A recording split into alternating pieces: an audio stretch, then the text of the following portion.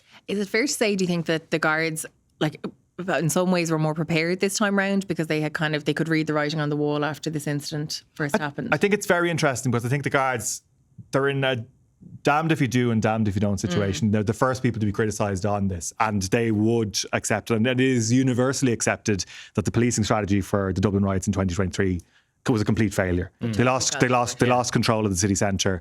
There was huge amounts of damage done. All sorts of chaos reigned in Dublin that day. The tactics and the equipment used by Gardaí has evolved a lot since then. You will see it.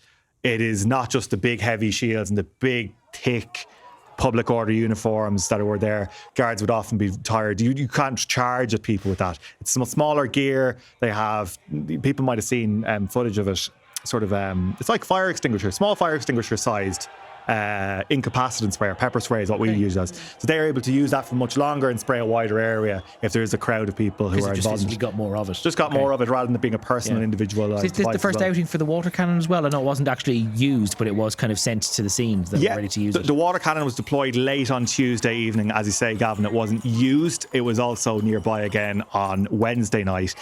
So far, according to the Gardaí, now this figure might change as well, and we use a fluid figure. Today, 31 people arrested over the disorder on Tuesday and Wednesday nights, as well as 13 e-bikes and scooters were seized. Now, this is actually a point worth making in this as well, in that the nature of how you police a public order incident has been changed by the technology of the times. E-bikes and scooters have been a constant at any of these things since November of 2023. Like, I remember being on O'Connell Street on November 2023. Anytime somebody wanted to bring bricks forward or bring anything forward or wanted to make away with stuff they'd robbed from a shop on O'Connell Street, you're gone. You're gone instantly. And that was what happened in Citywest, is the people were able to bring fireworks forward. They were able to bring bits of bricks from the local estates forward.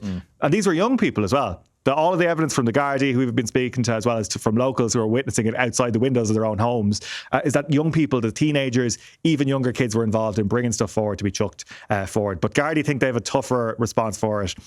They have a big, like, Citywest is walled off now. It's almost like a keep, a medieval keep, in that there's barriers all the way around it. Yeah. This is sealed off. There is a huge amount of Gardaí working constantly on the site now for fear of any flare-ups at all hours of the day. Which